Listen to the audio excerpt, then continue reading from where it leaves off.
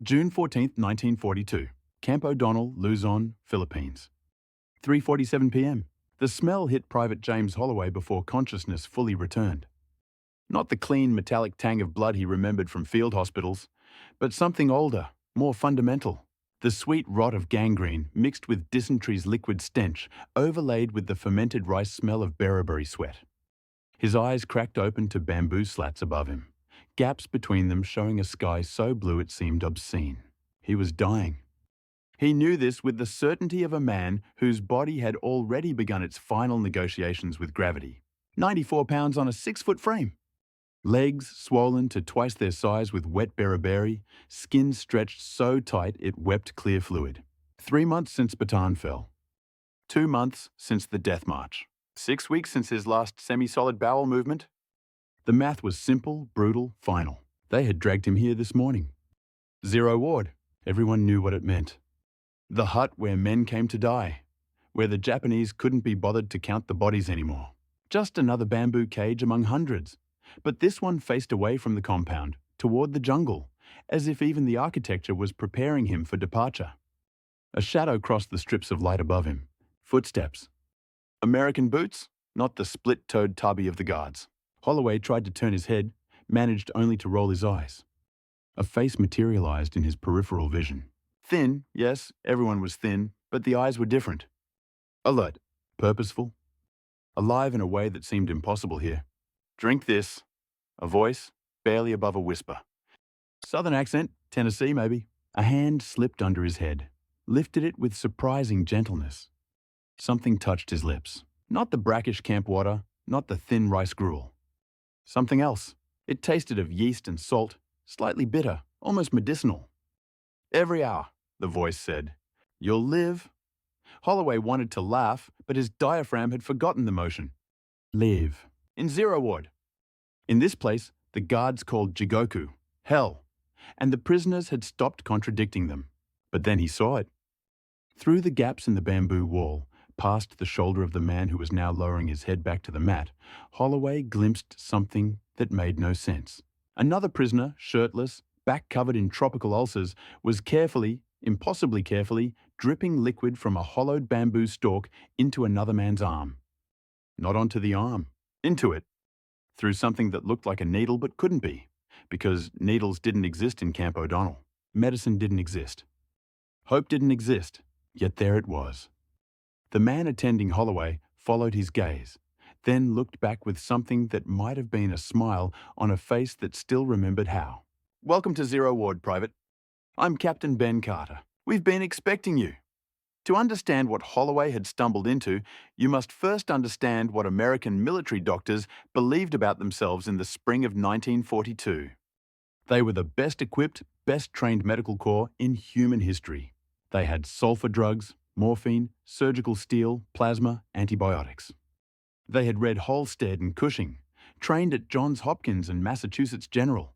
They had portable X-ray units and field hospitals that could be assembled in 6 hours. They had the Geneva Convention, that civilized agreement that said even in war, the sick and wounded would be treated humanely, that medical personnel would be respected, that the Red Cross symbol meant sanctuary. They had, in short, never confronted absolute zero.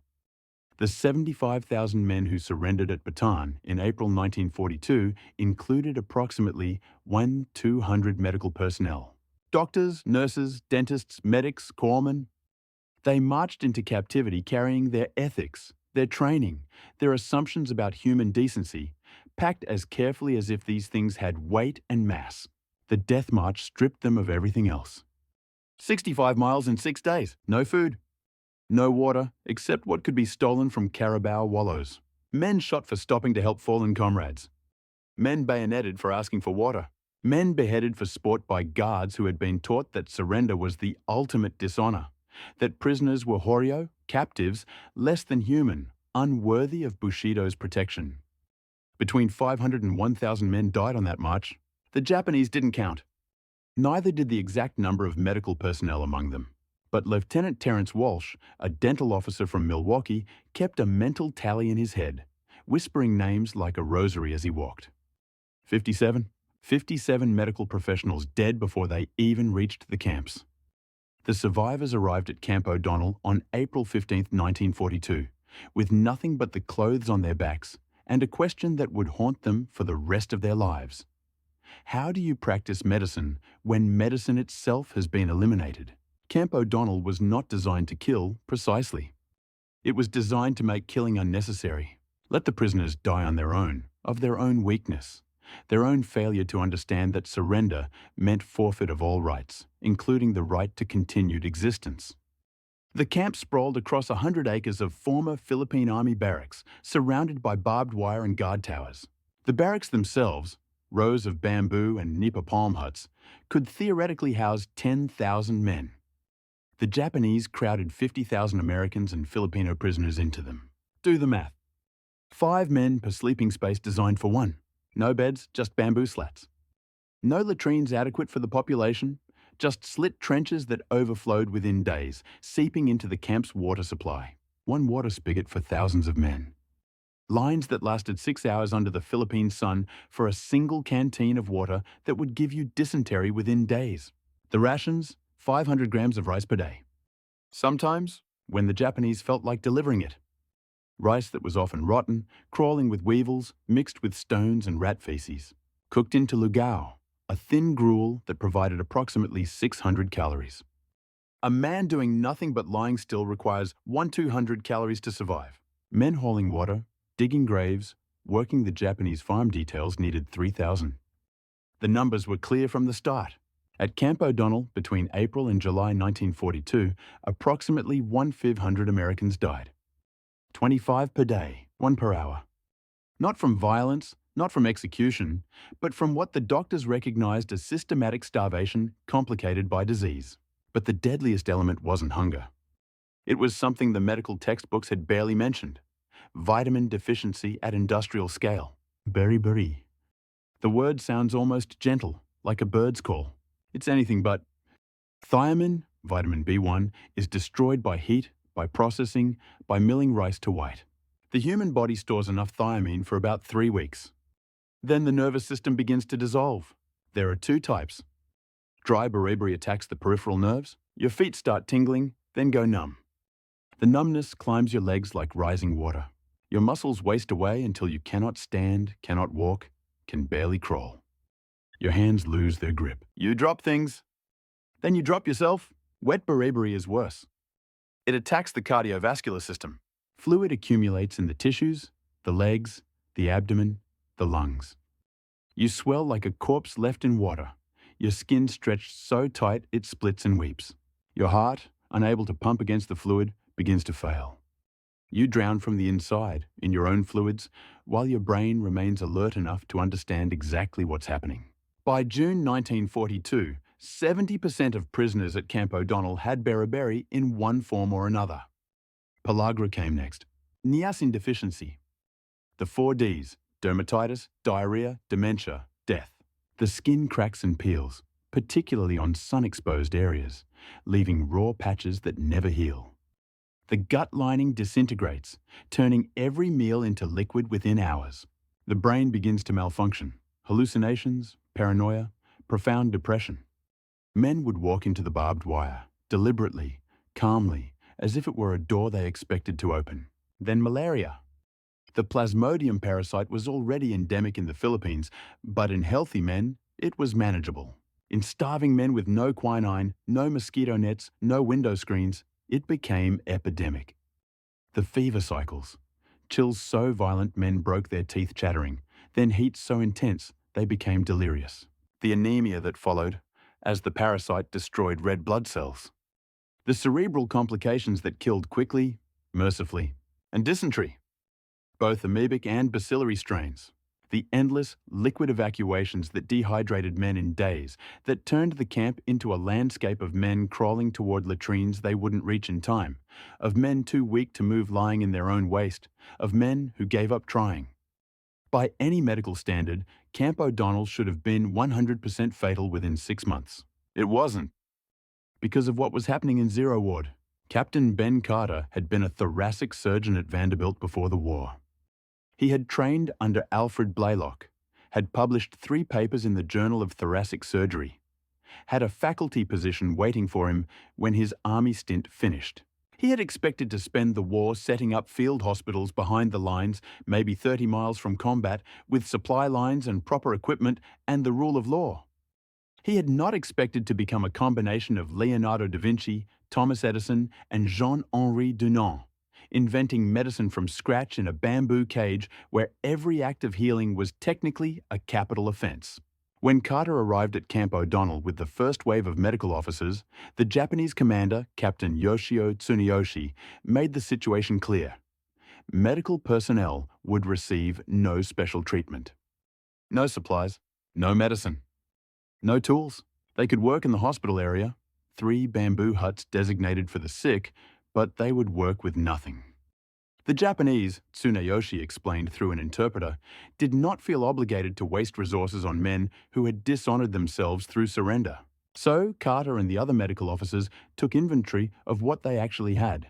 7 doctors, 12 medics, 2 dentists, 4 corpsmen. 25 men with medical training and no medicine. They had their hands, their knowledge, their oath. And they had the camp itself, a laboratory of human suffering where every patient was a lesson in the limits of the body and the possibilities of innovation. The first revelation came from Major Tom Gillespie, a dentist from Oklahoma. Watching a man die of dehydration from dysentery, Gillespie remembered something from dental school about saline absorption through rectal tissue. It was faster than oral rehydration in severe cases. They had no IV saline, but they had water, when they could get it, and they had salt from the ocean, 30 miles away, smuggled in by prisoners on work details at a rate of 1 tablespoon per week, hidden in pockets, in waistbands, in every orifice that might escape the guards' searches. They boiled the water using stolen wire to create heating elements powered by battery packs salvaged from dead flashlights. They mixed it with salt to approximate physiologic concentration, 0.9% they calculated by taste and by trial and error, that sometimes resulted in patients seizing from electrolyte imbalance. They administered it rectally using bamboo tubes carved smooth with stolen glass shards. It worked, not always, maybe 60% of the time, but 60% was infinity compared to 0. Zero Ward became, in effect, a medical school operating at the intersection of innovation and execution. The problem with medical training is that it assumes resources. You learn to diagnose appendicitis so you can perform an appendectomy. But what if you have no scalpel? No anesthesia? No antibiotics for post-operative infection? What if the patient will die without surgery, but surgery itself is nearly certain to kill him? These weren't hypothetical questions in Zero Ward. They were Tuesday. Lieutenant Paul Fisher, who had been a general surgeon in San Diego, performed the first major operation in camp on May 23, 1942. A private named Daniel Kovacs had developed a strangulated hernia, a loop of intestine trapped in the abdominal wall, losing blood supply, dying, poisoning his system. Without surgery, Kovacs would be dead in 24 hours. With surgery performed under these conditions, his odds were perhaps 20%. Fisher explained this to Kovacs, who was lucid enough to understand. Kovacs said, 20% is better than 0, Doc. So Fisher operated. His instruments, a mess kit spoon sharpened on concrete until it could cut skin. A wire saw fashioned from braided strands of fence wire. Hemostats made from bent aluminum strips. Retractors carved from wood. His sutures, plant fiber from abaca, manila hemp, boiled for 30 minutes to sterilize, tested for tensile strength, braided into thread fine enough to close tissue. His anesthesia, nothing. Kovacs bit down on a strip of wood while 4 men held him still. His surgical field, a bamboo table, wiped clean with boiled water, covered with cloth that had been boiled and dried in the sun. His surgical light, the sun through gaps in the roof, supplemented by a mirror positioned to reflect additional light into the wound. The operation took 90 minutes. Fisher reduced the hernia, resected 6 inches of necrotic intestine, anastomosed, rejoined the remaining healthy bowel, closed the wound in layers. Kovacs screamed until his voice gave out, then made sounds that weren't quite human. 3 prisoners vomited. 2 fainted. Kovacs lived. He survived the operation, survived the infection that followed, treated with maggot therapy when the wound became necrotic. the larvae carefully selected from corpses, allowed to eat dead tissue while leaving living tissue alone. He survived Camp O'Donnell, survived the war, went home to Pennsylvania, worked 30 years as a machinist, and died in his sleep in 1987 at age 73. All because of a sharpened spoon and a man who refused to accept that absence of tools meant absence of options. But surgery was the spectacular exception. The real war was fought at the molecular level, against deficiency diseases that were killing far more men than trauma ever would. Lieutenant Robert Watkins had been a biochemist before medical school, had done his thesis on vitamin synthesis in yeast cultures. In Zero Ward, he became the camp's unofficial pharmacologist, and his pharmacy was the most unlikely in medical history. The beriberi epidemic crystallized the central problem. The prisoners were eating rice, but polished white rice is thiamine depleted. The vitamin exists in the bran, which the milling process removes. In Japan, beriberi had been endemic until the early 20th century, when researchers discovered that eating brown rice or supplementing with bran prevented it. The Japanese guards knew this. They ate brown rice. They gave prisoners white. Watkins's solution was yeast. Yeast is rich in B vitamins. It can be cultured on almost any carbohydrate substrate. And the prisoners had rice. Watkins began culturing Saccharomyces cerevisiae, common baker's yeast, in stolen pottery jars using rice water as substrate. The first cultures were contaminated, killed the 3 men who drank them with what was probably botulism. The second batch was over-fermented, produced ethanol, got 15 men drunk, and led to a beating from guards who discovered them singing. The third batch worked. Watkins developed a protocol. Rice water fermented for exactly 48 hours at ambient temperature, producing a culture rich in thiamine and other B vitamins. The smell was horrific. Fermented rice has a stench like corpse gas, but dissolved in water and drunk daily, it began reversing beriberi. Not immediately, not dramatically, but men who had been unable to walk began crawling. Men who had been crawling began standing. Men who had been swollen with edema began to urinate, liters per day, the fluid gradually dissipating. The mortality rate in Zero Ward began to drop, slowly, from 25 deaths per day to 20, then to 15, then to 10. The guards noticed. Not the recovery, they didn't care about recovery, but the smell. The fermentation jars reeked.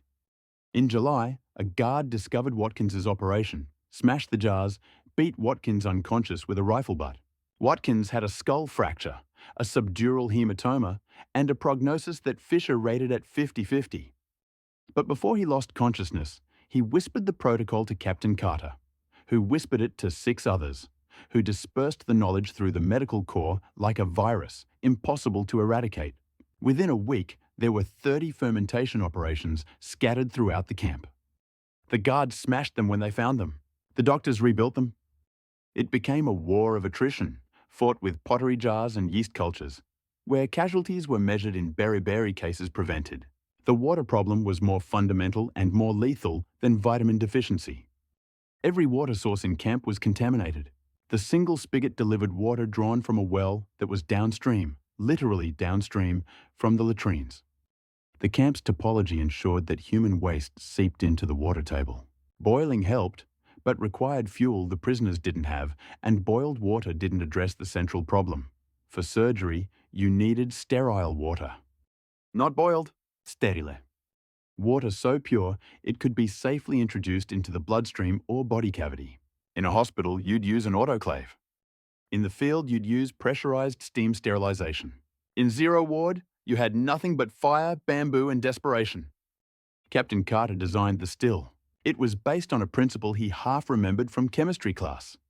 Distillation produces pure water because water boils at 100 degrees Celsius, while most contaminants do not. Boil contaminated water, capture the steam, condense it, and you have sterile distilled water. The construction took 3 weeks of scavenging and secret assembly. The boiler was a metal barrel stolen from a supply depot, smuggled into camp piece by piece. The condenser was copper tubing stripped from a wrecked vehicle, coiled inside bamboo tubes cooled by water flow. The heat source was a fire pit dug beneath the floor of Zero Ward, vented through hollow bamboo to minimize smoke. The whole apparatus was hidden under sleeping platforms covered with mats disguised as broken equipment. It produced approximately 2 litres of sterile water per day. 2 litres, boiled and condensed and cooled and stored in glass bottles stolen from the guards' trash. 2 litres that made the difference between attempting surgery or watching men die of infections that antibiotics would have cured in 24 hours. Because they had no antibiotics. So they had to prevent infection at the source, and that meant sterile water for washing wounds, for flushing body cavities, for the intravenous fluids they were learning to manufacture. The IV problem had seemed insurmountable.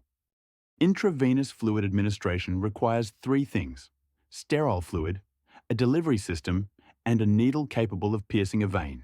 They had solved sterile water. Sterile saline was just water plus salt at 0.9% concentration. The delivery system required more ingenuity. Captain Carter remembered the principle from medical school: gravity feed. Hang a bag of fluid above the patient, let gravity provide the pressure, control the flow rate with a clamp. But they had no bags, no tubes, no clamps. What they had was bamboo. And bamboo, it turned out, was nature's IV bag. Major Lewis Thompson, who had been an internist in Boston, discovered that certain bamboo species are naturally hollow with internal segments. Cut between the segments, drill a small hole near the bottom, and you have a container. Seal the top with wax from stolen candles, fill with sterile saline through a second hole that you then seal, and you have an IV reservoir. The tubing was harder. Rubber tubing existed in camp. Brake lines from vehicles, cooling system hoses. But it was contaminated, impossible to truly sterilize. They tried boiling it, tried soaking it in salt water, tried sun sterilization. Nothing worked reliably. Then Lieutenant Samuel Chen, a dentist from Sacramento, remembered something about latex and tropical plants. Rubber trees existed in the Philippines, but they were outside the camp. However, certain vines produced latex sap. Chen began experimenting, cutting vines, testing sap for elasticity and toxicity. The process killed 2 rabbits they had stolen for testing and 1 prisoner who volunteered despite understanding the risk. The 4th vine species worked. The latex could be drawn out, formed into tubes, boiled for sterilization. It was toxic in large amounts, but in small quantities, the amount that might leach from a 6-inch tube used once, it was survivable. But the needles remained impossible, until they weren't. Private Kenneth Oakes had been a machinist before the war, worked for Boeing in Seattle building bomber components. In Zero Ward, he became the camp's inadvertent metallurgist. The needle problem was simple.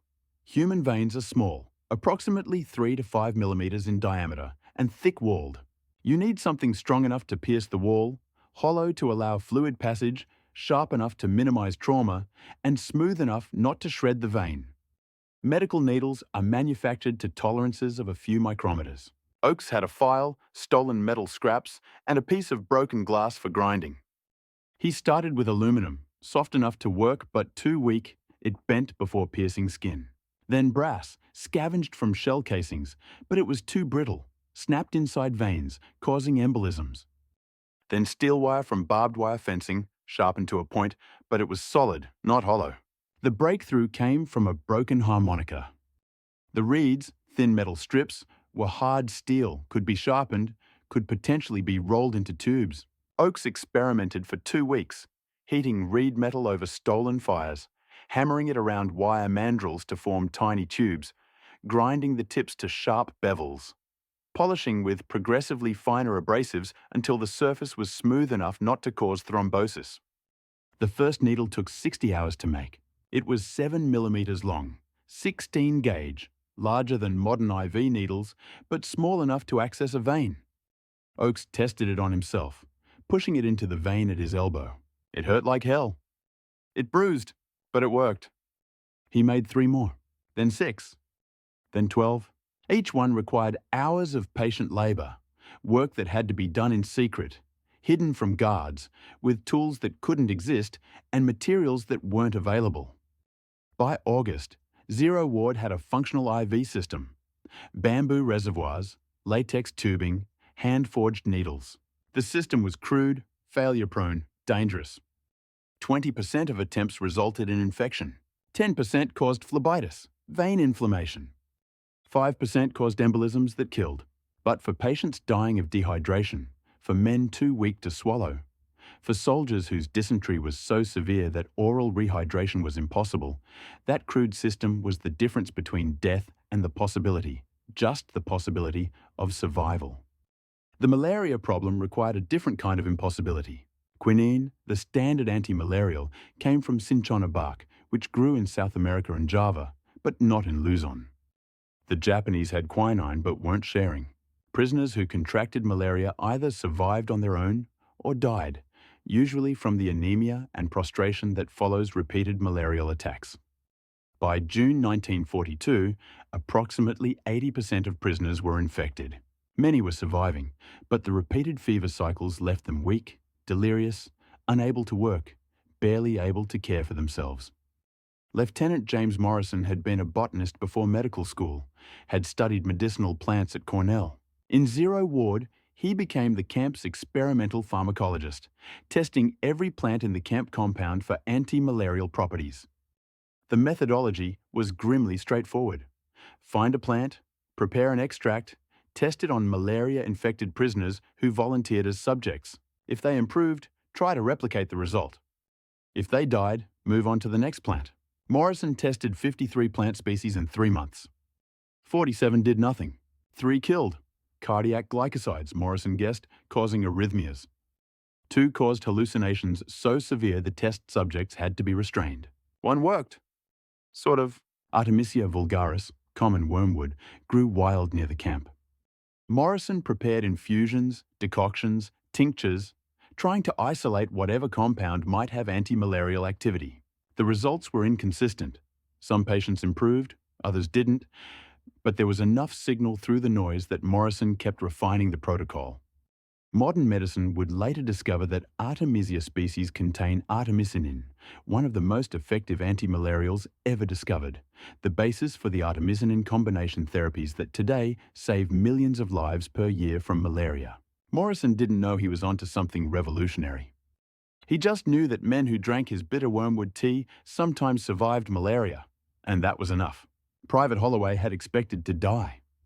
That expectation had been so certain, so final, that when he woke on his 7th day in Zero Ward and realized he was not dying, not today anyway, the cognitive dissonance was almost worse than the beriberi had been. His legs were still swollen, but the fluid was diminishing. He was urinating again. Volumes that seemed impossible, his body finally able to mobilize the edema that had been drowning him from within.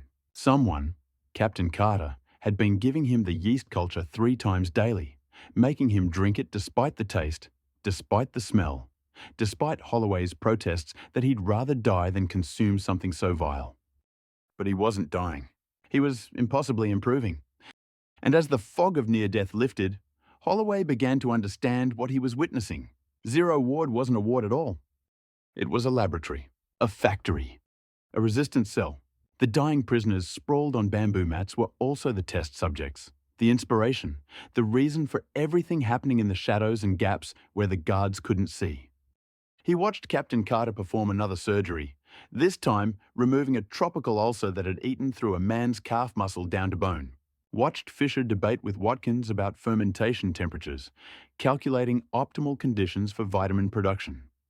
Watched Thompson adjust an IV drip, bamboo, latex, a hand-forged needle, with the concentration of a watchmaker, because the difference between proper flow rate and exsanguination was a matter of drops per minute. He watched Chen test another batch of latex tubing, inflating it with his breath, checking for leaks, for weak spots, for toxicity that might kill the next patient who needed intravenous fluids. Watched Oakes file another needle, spending hours on microscopic adjustments because a rough edge meant infection and infection meant death. And he watched Morrison return from another plant-gathering expedition. Unauthorized, potentially fatal if a guard caught him outside the designated areas, carrying samples of something he'd found growing near the fence line, something he thought might help with dysentery, might slow the liquid evacuations that were dehydrating men faster than the IV system could rehydrate them. This was medicine stripped to its foundation, not the medicine of pharmaceutical companies and medical supply catalogs, not the medicine of insurance billing codes and hospital administration. This was the medicine that Hippocrates would have recognized: observation, experimentation, innovation, and the fundamental refusal to accept death as inevitable. "You're awake," Carter said, materializing beside Holloway's mat. "I shouldn't be," Holloway replied. "No," Carter agreed. "You shouldn't. But here we are." "Why?" Holloway asked. "Why are you doing this? The Japanese could execute you for any of it. The surgery, the still, the yeast cultures. All of it." Carter was quiet for a moment. Around them, Zero Ward hummed with secret industry. The soft scrape of oaks filing metal, the bubbling of fermentation jars, the whispered consultations between doctors discussing a case. "Because we're doctors," Carter finally said. "Because we took an oath. Because our country surrendered, but that doesn't mean we did." The impact was measurable, though the measurements themselves were dangerous to record. In April 1942, at Camp O'Donnell, the death rate was 25 Americans per day. In May, after the first yeast cultures began circulating, it dropped to 22. In June, with the IV system operational, it dropped to 18. In July, with the still producing sterile water for surgery and the botanical anti-malarials showing effect, it dropped to 15. By August, when the Japanese finally bowed to American pressure and began improving conditions, slightly, minimally, grudgingly, the death rate was 11 per day. 11 was still horrific. 11 per day meant 330 per month, 4,000 per year. But compared to 25 per day, it meant the ghost doctors of Zero Ward were saving 14 lives every single day through tools that shouldn't exist and methods that shouldn't work. The statistics were never officially recorded. The Japanese didn't care. The American command structure had surrendered. There were no after-action reports, no commendations, no official acknowledgement that anything extraordinary was happening in a bamboo hut in a corner of hell where men were supposed to die. But the prisoners knew. Word spread through the camp like a virus, more insidious than the diseases ravaging their bodies. There were men in Zero Ward performing miracles. Men who could save you if you could just survive long enough to reach them. Men who had turned the death ward into something that defied every expectation, every assumption about what was possible in the absolute absence of resources. The Japanese guards knew too in their way. They noticed that fewer bodies were being carried out of Zero Ward than should have been. They noticed prisoners trading their rations to get into Zero Ward rather than avoiding it. They noticed, but they didn't understand. To understand would have required acknowledging that surrender didn't mean defeat. That the absence of weapons didn't mean the absence of resistance. That stripping men of medicine and equipment didn't strip them of ingenuity, ethics, or the fundamental human refusal to accept death as inevitable. Private Daniel Kovacs, who had survived hernia surgery with a sharpened spoon, began walking again in July. Not well, not far, but walking. He appointed himself the ward's water carrier, hauling the precious distilled water from the still to the surgery area, careful never to spill a drop. Private James Holloway, whose beriberi had been reversed by yeast cultures, became Morrison's assistant in botanical research. His job? Test plant extracts on himself first, before they tried them on other patients. He survived 3 toxic reactions and helped identify 2 plants with legitimate medicinal properties. Sergeant Michael O'Brien, who had lost 30 inches of necrotic intestine to tropical ulcers and survived, became Oakes's apprentice in metallurgy. Together, they eventually produced 43 needles, 16 surgical tools, and a device that was either a retractor or a very inefficient can opener, depending on how you held it. The survivors became the staff. The patients became the doctor's assistants. Zero Ward developed its own ecology, its own economy, its own culture. A culture of the possible, built on the foundation of the impossible. Men began volunteering for work details. The brutal labor parties that built roads, hauled logs, worked Japanese farms.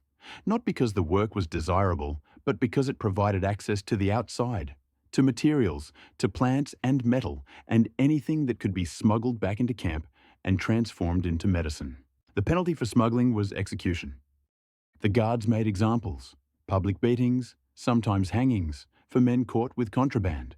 But the smuggling continued because the alternative was watching friends die of curable diseases, and that proved to be a more powerful motivator than fear of death. The Japanese never understood this calculus. In their worldview, shaped by Bushido, by the notion that surrender was ultimate dishonor, prisoners should have been broken, passive, waiting for death. The idea that defeated men would risk execution to smuggle a tablespoon of salt or a piece of copper wire made no sense. But it made perfect sense if you understood that the ghost doctors had redefined what surrender meant. Bodies could be captured, nations could be defeated. But the obligation to heal, to save, to resist death with every tool available, that was uncapturable, undefeatable, beyond the reach of any army. By September 1942, Zero Ward had become something unprecedented, a teaching hospital in hell. Captain Carter began formal rounds, just as he had at Vanderbilt. Every morning at dawn, before the guards began their counts, he would gather the medical staff, now expanded to include former patients who had shown aptitude, and they would discuss cases. Patient in Section 3, Matt 17, 38 years old. Dysentery for 6 weeks. Weight loss approximately 40%. Dehydrated despite oral rehydration. Options? Lieutenant Fisher. IV saline, but his veins are collapsed. We'd need a cut down. Carter. Surgical access to the vein. Through what incision? With what instruments? With what anesthesia? The discussion would continue. Meticulous, technical, as if they were standing in a modern operating theatre instead of a bamboo hut where the instruments were sharpened spoons and the IV bags were hollow plants. This wasn't theatre. This was survival through education. Every doctor needed to know every procedure because any one of them might die tomorrow. From disease, from execution, from random violence, and their knowledge had to be distributed, redundant, impossible to eliminate. They developed protocols, written in code on scraps of paper hidden in the bamboo walls, memorized and recited like prayers. Protocol for IV insertion. Protocol for surgical sterilization. Protocol for yeast culture production. Protocol for identifying toxic plants versus medicinal ones. They trained the medics, who trained the corpsmen, who trained the prisoners who showed aptitude and interest. The knowledge spread like mycelium through the camp, invisible but pervasive, so that if Zero Ward was discovered and destroyed, if every doctor was executed, the knowledge would survive in 100 minds, ready to be reconstituted. This was the final impossibility. They had built not just a hospital, but a medical school. Not just a treatment center, but a research institution. They were advancing medicine, actually advancing it, under conditions that should have reduced them to animals fighting over scraps. In October 1942, the Japanese began transferring prisoners from Camp O'Donnell to other facilities. Cabanatuan, Davao, work camps throughout the Philippines. The transfers were random, chaotic, designed to prevent organization, to disrupt whatever social structures the prisoners had built. The ghost doctors understood what this meant. Their operation would be dispersed. The carefully assembled tools, the hidden still, the fermentation jars, the accumulated knowledge, all of it could be lost. Captain Carter made a decision that was either brilliant or insane. They would train multiple teams, equip them with basic knowledge and whatever portable equipment could be smuggled, and send them to seed new operations wherever they landed. It was a franchise model for underground medicine. Lieutenant Morrison prepared botanical guides, rough sketches of medicinal plants, descriptions of preparation methods, notes on toxicity. Drawings that could be memorized and destroyed. Knowledge that could travel in minds rather than on paper. Oakes manufactured a final batch of needles, 23 of them, and distributed them to medics being transferred, each needle wrapped in boiled cloth, hidden in ways that might survive the inevitable searches.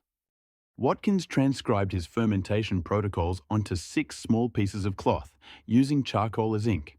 Each piece contained the complete process, redundant, so that if 5 were discovered, the 6th might survive. Fisher practiced explaining surgical procedures in language simple enough for non-medical personnel to understand, but detailed enough to actually save lives.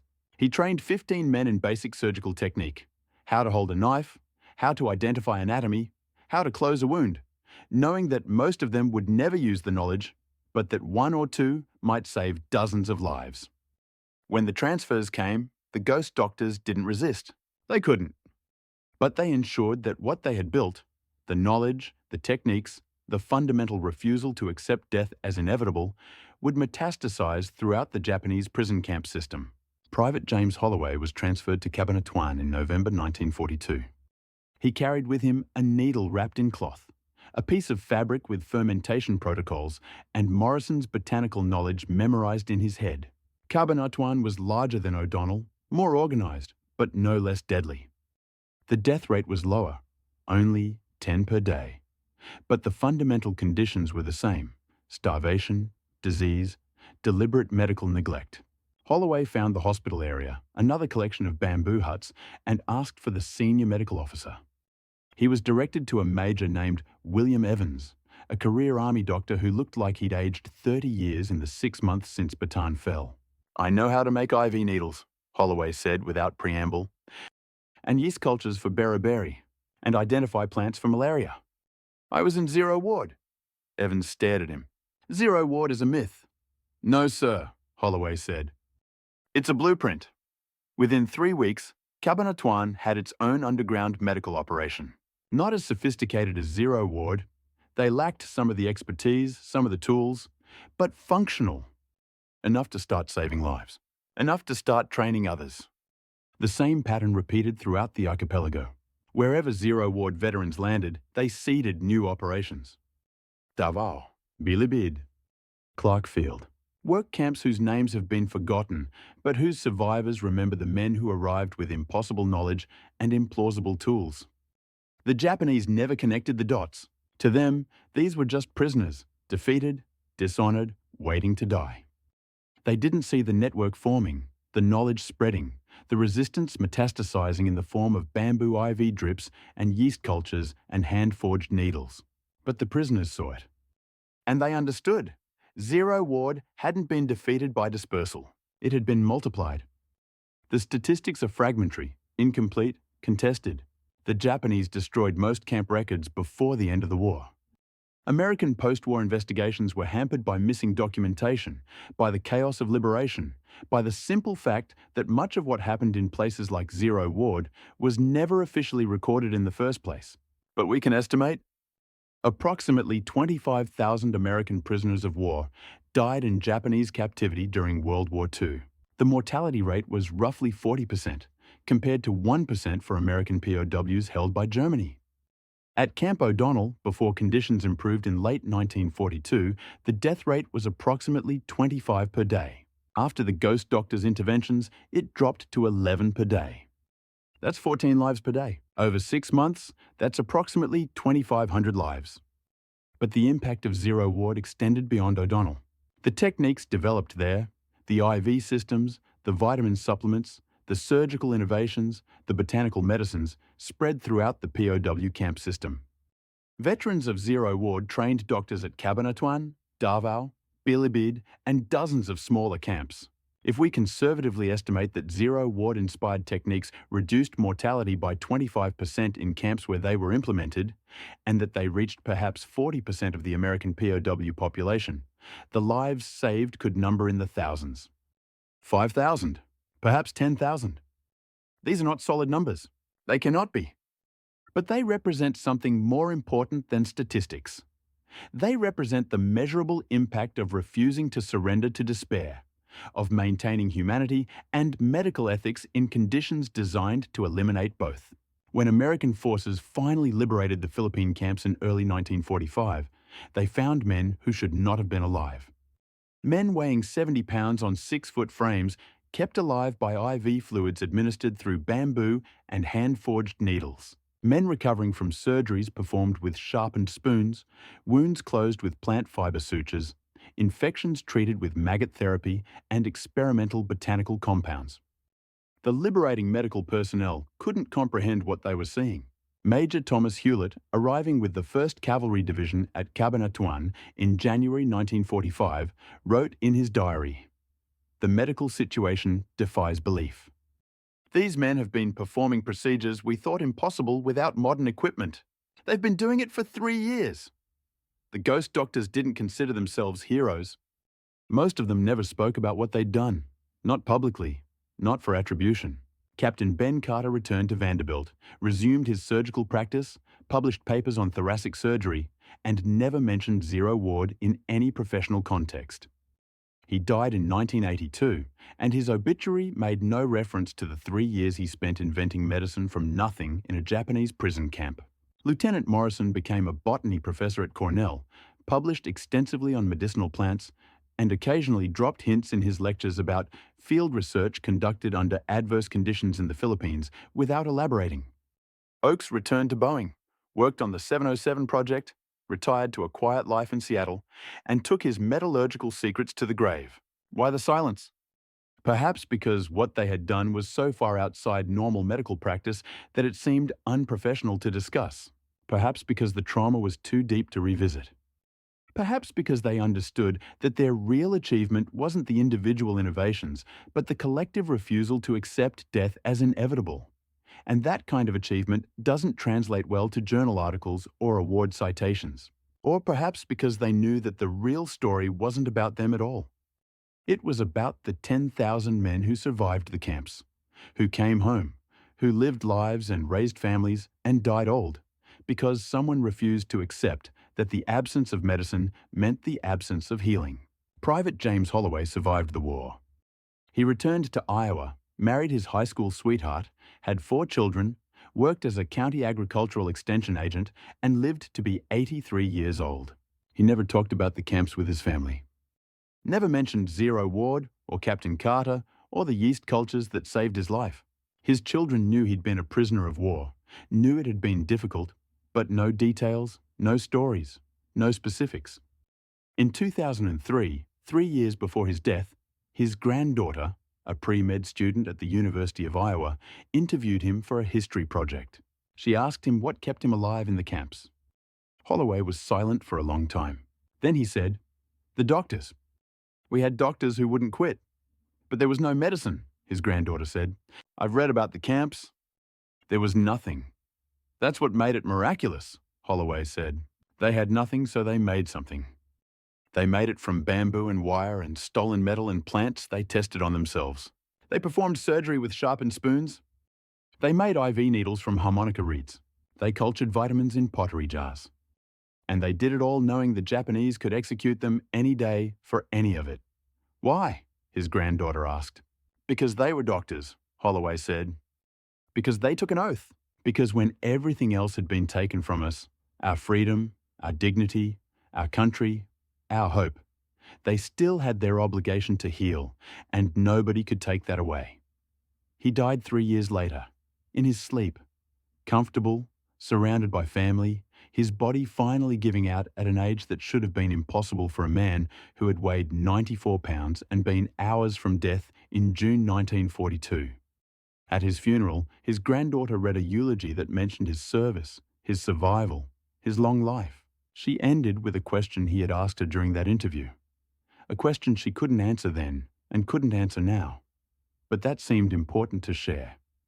How many men did Captain Carter and the ghost doctors save? We'll never know the exact number. Hundreds, certainly. Maybe thousands. But here's what I know. My grandfather was one of them. Which means my mother exists because of them. Which means I exist because of them. Which means everyone descended from those survivors, children, grandchildren, great-grandchildren, exists because some doctors in a bamboo hut refused to accept that medicine was impossible without medicine. So maybe the question isn't how many men they saved. Maybe it's how many lives they created, how many futures they made possible. And that number is still growing. Zero Ward no longer exists. Camp O'Donnell was abandoned after the war, reclaimed by jungle, its bamboo huts rotting back into the earth. No marker commemorates its location. No museum preserves its tools. The hand-forged needles, the bamboo-4 reservoirs, the surgical instruments fashioned from stolen metal, all lost, discarded, destroyed. But the idea of Zero Ward persists. In modern medical schools, when students complain about limited resources, about old equipment, about inadequate supplies, sometimes a professor will tell them about the ghost doctors of Bataan, about men who performed surgery with sharpened spoons and saved thousands of lives with tools that shouldn't have worked and methods that violated every protocol. The story has become legend, embellished in some tellings, minimized in others, but always carrying the same message. Medicine isn't about the tools. It's about the refusal to accept death as inevitable. It's about innovation born from desperation. It's about maintaining ethics when all external structure has collapsed. In 2019, the American Medical Association established the Zero Ward Award, given annually to medical personnel who provide care under extreme conditions. Disaster zones, war zones, refugee camps, anywhere that medicine must be practiced in the absence of resources. The award citation reads, "For maintaining the highest standards of medical care when all standards should be impossible." The first recipient was a trauma surgeon who had spent 3 years in South Sudan, performing operations without electricity, without anesthesia, without proper instruments. She accepted the award and said, "I'm honored, but I'm not doing anything the ghost doctors didn't do first. I'm just following a tradition." That tradition continues. In every disaster, every war, every humanitarian crisis, there are doctors who refuse to accept that the absence of resources means the absence of responsibility, who innovate, who improvise, who transform whatever materials they have into tools for healing. They are the heirs of Zero Ward, the descendants of men who proved that surrender is a political act, not a moral one. That defeat is a military condition, not a spiritual state. That the obligation to heal persists even when everything else has been taken away. Captain Ben Carter is buried in Nashville, Tennessee. His gravestone mentions his service in World War II, his years at Vanderbilt, his contributions to thoracic surgery. It does not mention Zero Ward, or the 3 years he spent waging a secret war against death in a bamboo hut in hell. But it doesn't need to, because his real monument isn't carved in stone. It's walking around in Iowa and California and Texas and Pennsylvania, in the bodies of men who survived the camps and the lives of their descendants, in the tradition of medicine practiced against impossible odds, in the knowledge that even when stripped of everything external, human beings retain the capacity to heal, to save, to refuse to surrender to despair. The ghost doctors of Bataan built a hospital from nothing, but what they really built was a blueprint for maintaining humanity in hell. And that blueprint has no expiration date.